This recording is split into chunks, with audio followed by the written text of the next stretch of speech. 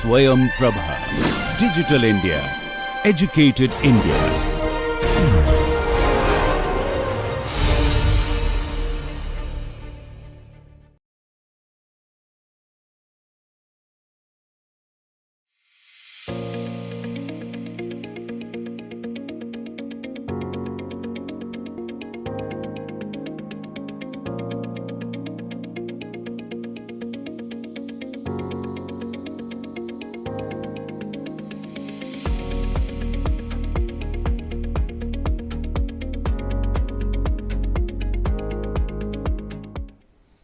Hello everyone, I welcome you back to Sociology of Resource Management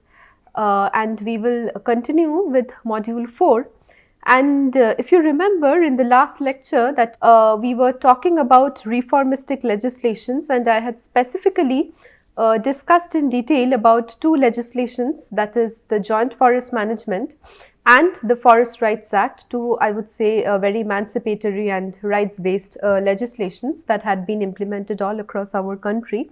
So in today's lecture, I would be discussing about some particular case studies which will specifically show you the implementation process, how these two regulations have got implemented in some of the states, and within these case studies I would be showing you two particular case studies on joint forest management and the Forest Rights Act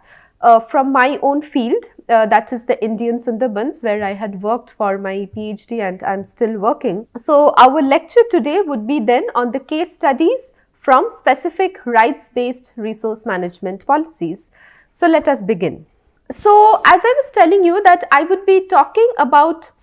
three cases. The first case will be from Sundarbans, the second case will be from Odisha, and the third case will be from Madhya Pradesh. So the first case study, as I was telling you, that I will be telling about my own field experiences from the Sundarbans and the implementation, or rather we can say the non-implementation of Forest Rights Act 2006 in the particular region. But before that,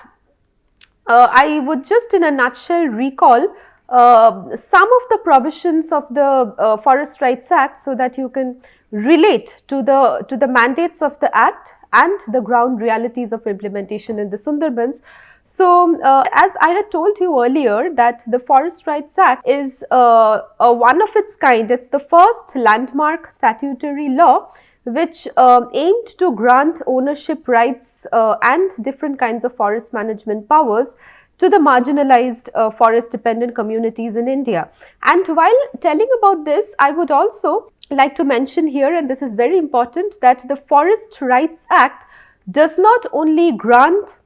resource ownership and resource use powers to the tribal communities, but also it very clearly mandates similar rights towards the other traditional forest dwellers who are not tribals but who have been staying in this particular area, in this particular forest area for more than 75 years. And in this particular study, so as I come to the case of Sundarbans, I would particularly like to say this, that the Forest Rights Act has not been implemented in the two districts of the north and the south 24 Parganas, where the Indian part of the Indian Sundarbans is actually located. Now, there is every scope of implementation of the Act, but because of several political reasons, which are, I would not say that it's only a top-down approach, but several local level politics and different kinds of institutional politics and political drivers have actually inhibited the implementation of this Act in the particular region. And it is also an imperative to mention here that this particular study, so my own observations on the non-implementation of the FRA in Sundarbans was published in a journal. I would be sharing that study with you. So this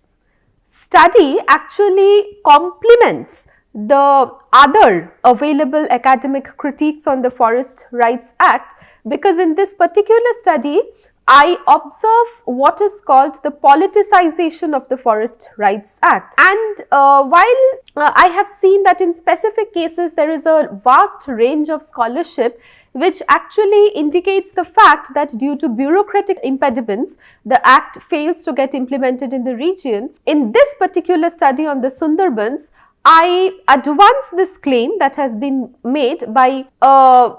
specifically bringing into the discussion the ways in which a particular rights-based law can be very deeply implicated within vested political interests, both at the national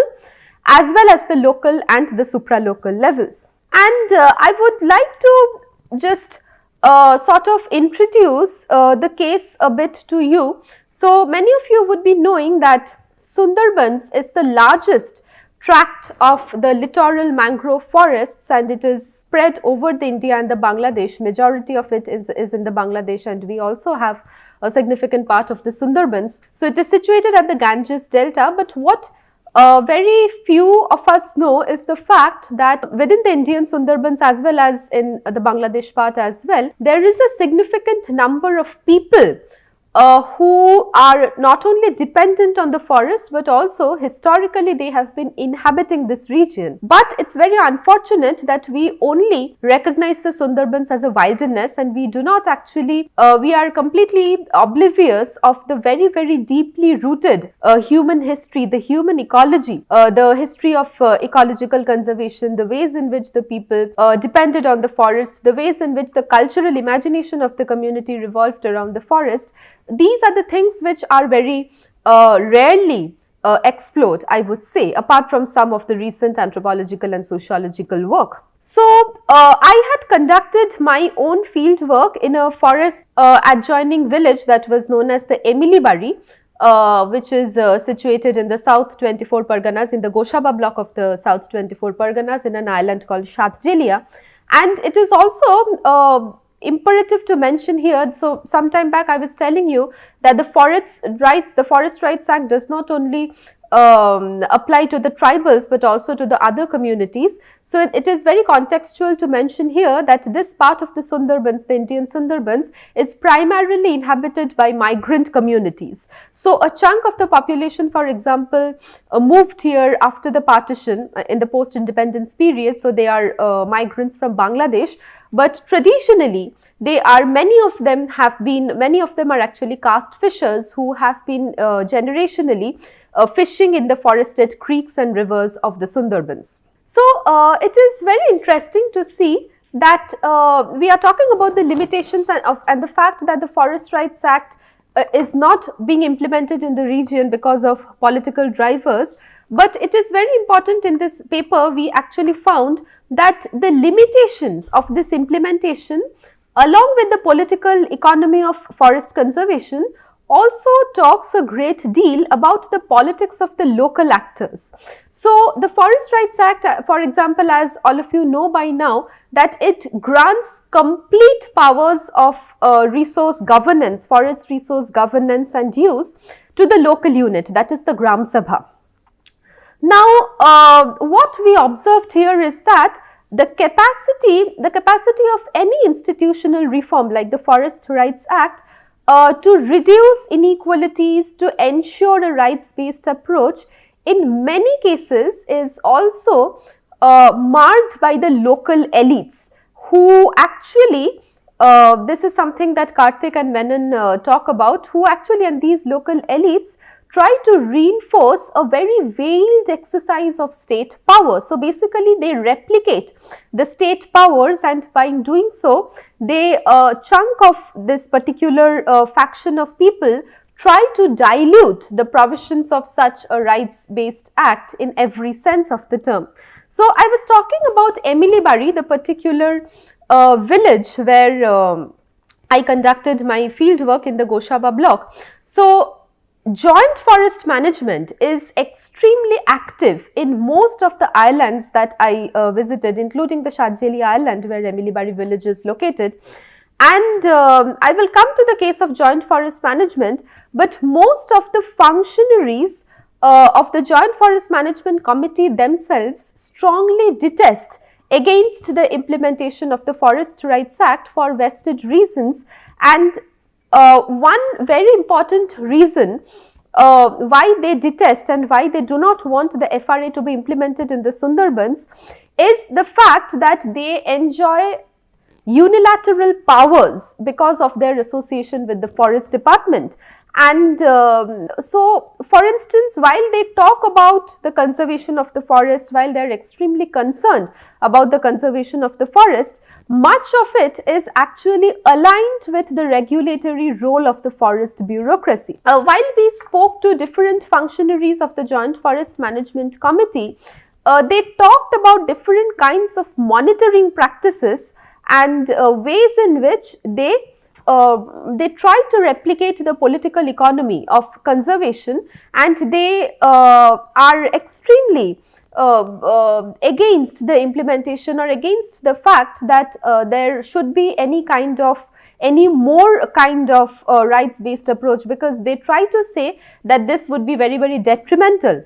for forest conservation. But this is actually not the fact. The fact is that many of these functionaries of the Joint Forest Management Committee are the local elites, and they have vested political interests, they have very strong political powers, they align with the dominant political parties, and they are also their own positions are largely sustained by greasing the palms of the bureaucratic networks within which it operates. So, granting complete unilateral powers to the Gram Sabha, to the local people, would mean that these functionaries of the Joint Forest Management Committee would be completely dislodged of their existing powers, and this is one of the main reasons why they would not want an act like the Forest Rights Act to be implemented in the region, or they would not want anyone from their village to mobilize or to participate in any kind of awareness generation program that can sort of make the implementation of the Forest Rights Act easier in the region. As I was telling you that the next case is about the idea of customary law, and something the Joint Forest Management is very proactively I would say implemented in the region. And in another paper of ours that was published in 2017 in the Economic and Political Weekly, we actually show how the traditional state laws can actually pose a very, very critical threat to the customary collective rights of the local communities. And actually in this paper, we also look into the community-based natural resource management and how the Joint Forest Management Program, which has now been introduced and which is running in almost every village in the Indian Sundarbans, has actually affected the pre-existing customary rights of the local communities. Now, this actually again poses a very important question for us, that what are the success and what are the limitations of this particular program. So, here I would be again talking about some areas.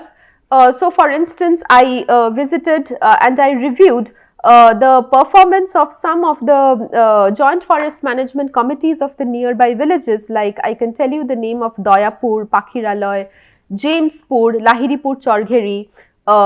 then Rajat Jubilee. All these are names of joint forest management committees in the block of Goshaba. So, while I draw closely from very closely from one or two of the joint forest management committees, what I understood was the fact, by talking to the forest workers in the region, was the fact that through these joint forest management committees, what the forest department is doing is that it is strategically trying to introduce new means of alternative livelihoods, newer income generating activities through the CAG committees. It is providing livestock to the households like roosters, ducks, goats, etc. But what is happening is that these benefits are not getting distributed in a very proper manner, and in most of the cases the forest workers are trying to respond, and they are trying to argue that none of the people who are actually visiting the forests, who are actually depending on the forests for their livelihoods, are actually getting any kind of usufruct benefits from the joint forest management committees. And let me tell you that most of these families who are actually forest dependent, they are highly impoverished and they are also marginal. They do not have any land, they do not have any material assets, but there is a completely skewed distribution of benefits that can be very simply testified by the fact that if 100 houses are in need, it is only 2 or 3 that is getting these usufruct benefits, and these are also based on political preferences and political patronization. So, it is sort of inevitable that while on the one hand we saw that in the official mandate, joint forest management is talking about alternative livelihoods to ensure that people do not overexploit the resources, but it is inevitable in a place like Sundarban that people to whom these benefits are not accruing have to resort to the forests compulsorily in the absence of any other viable or alternative livelihood generation options. And in many of these committees, as I was telling you, the fact that there had been several customary rights before the advent of the joint forest management committees, so many of these JFMCs are actually denying the rights which might have existed earlier. So for instance, I can give you an example of small fuel wood collection from the riverside areas, which was earlier a customary right of the communities, but with the advent of the joint forest management committees, no one from the village is actually allowed to extract this dry fuel wood from the riverside part of the village, because they are always under the strict surveillance of the committee members of the joint forest management committee members. So many of the people actually from the villages, they actually try to argue that in the name of creating a joint mechanism of forest management, what the forest department is trying to do is that it is trying to create representatives, official bureaucratic representatives in the local villages who can spy, who can put the fisher people under surveillance in their occupation and can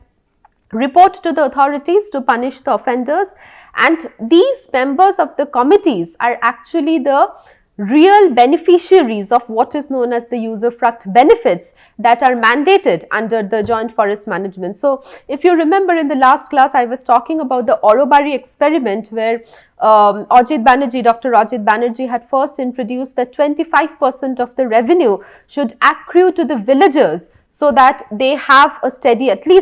some steady source of livelihood, so that they do not always have to overexhaust the resources. And also another problem is that the Sundarban forests, as you all know, that they are inhabited by the tigers, and it is extremely risky for the villagers to enter these forests, forest areas to fish. But on the other hand, they do not have any options, because they do not get any kind of usufruct benefits from the joint forest management committees. So, I will now come to the next case study, and very briefly I will tell you about that. It is the case study of Odisha. So, this is again, here we find the impact of adapting a government based co-management policy in the form of joint forest management in an area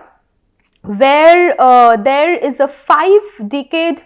old self-organized community forest management system. So this is basically a paper by Nayak and Burgess, where they actually pose a question that does not appear to have addressed before. So this question is very important, that what happens when joint forest management actually takes over or co-opts an already existing system of community-based forest management. So what are the differences between the joint forest management, the recent joint forest management system, and the already existing community-based forest management that had been there for several generations? So what are the limitations and what are the advantages? And this particular comparison in answering this question of the joint forest management arrangement with the self-organized community forest management regime provides 3 very critical conclusions according to the author. That is, the level of villager participation in forest management has declined, along with the erosion of the bundle of common rights held by them. Secondly, multiple institutional linkages between the village and the outside agencies and reciprocal relations with neighboring villages have been abandoned in favor of a close relationship with the forest department, and the administration of forestry resources have actually become politicized. So, basically the observations from Orissa reveal to them that this one size fits all approach of the joint forest management with its pre-packaged objectives and its very narrow scope of forest management is likely to limit the benefits or the advantages, the scope for learning, the institutions, innovations that used to characterize the erstwhile community management. The findings of their research in a particular part of Odisha actually shed light on what happens when India's joint forest management replaces an established community forest management organization.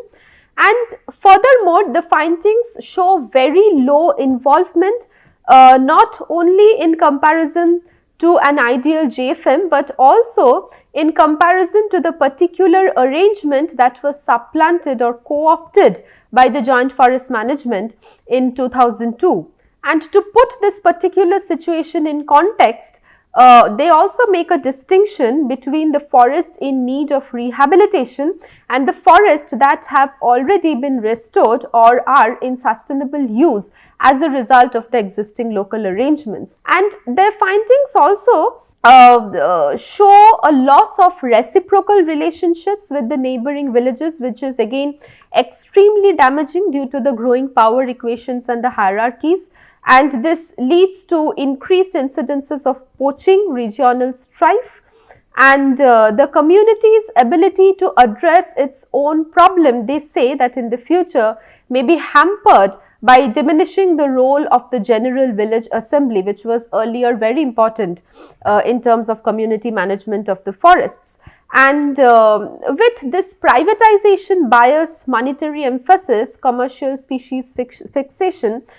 joint forest management's one size fits all prescriptions are actually a very, very blunt weapon according to the authors in this particular paper. So, I would be discussing another case from the Madhya Pradesh. This is done by Sarkar. I would be sharing the paper with you. So, they study the Saharia Adivasi community in the Madhya Pradesh, which is often the region is often referred to be India's upland forested remote and tribal region, and it is home to at least 46 scheduled tribes who, according to the various studies, are considered to be India's poorest of the poor. And the Saharia Adivasi community is one of the many ethnic groups that contribute to the entire population. They have, for decades, they have struggled to stay afloat even after India acquired independence, and due to discrimination, they have suffered for a very long period of time. And so, this particular paper by Shekhar shows us the effectiveness of the Forest Rights Act in the governance and management of the common property resources. So, they ask two questions. To what extent and in what ways is this legislative reform playing out on the ground? Again, they are trying to look into the implementation of the FRA on ground, and they also ask who gains and who loses and why. So, these are some of the fundamental questions which is sort of the authors give a very detailed account of the action research which tries to study the policy and practice in the Sheopur district of Madhya Pradesh. And they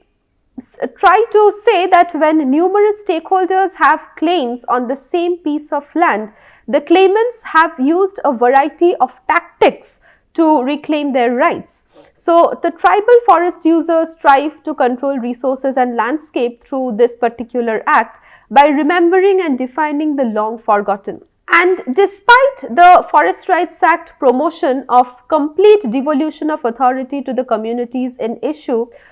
they try to say that the communities on ground, they especially with respect to the socio-economically and politically weak groups like that of the Sahariya tribes, it is actually a challenge, because in the region, a very commonly circulated phrase is that the government is donating land. So when they refer to the Forest Rights Act, they actually talk about this, that the government is donating land in the name of the community, and in order to make the FRA popular, they are using these kinds of tactics. And despite, the authors say that despite the fact that the Forest Rights Act has reignited the debate over common rights, community rights, there is a very lesser chance that it would be functional towards retrieving the lost rights of the erstwhile traditional communities like that of the Saharias, who have been inhabiting the forests of Madhya Pradesh for generations. And the irony, they also say that the irony in this kind of scenario is that the Adivasis who were evicted from the protected areas for biodiversity conservation will be moved from a different part of the same protected area for development sort of needs. And as required by the Act, the local foresters and the bureaucrats must relinquish their ability to administer the commons effectively. And these kinds of rights-based acts to be effective on the ground, it is very important to look onto the nuances or the dynamics between the people and the resources, particularly in the case of the traditional tribal communities, and to sort of observe and to take into account, to learn lessons from what kind of resource governance or resource management practices have been existing in this region for decades, and what is the scientific rationale behind these kinds of conservation norms, traditional conservation norms that have been there for generations, that had been sort of the customary rights of the tribal communities like the Saharias. So, I would be concluding this lecture with these 3 case studies, and I hope that the references that have been shared here would be read by all of you in detail, so that you can actually know what are the ground realities and what are the different drivers which are diluting the particular provisions of several of these rights-based reformistic approaches on ground,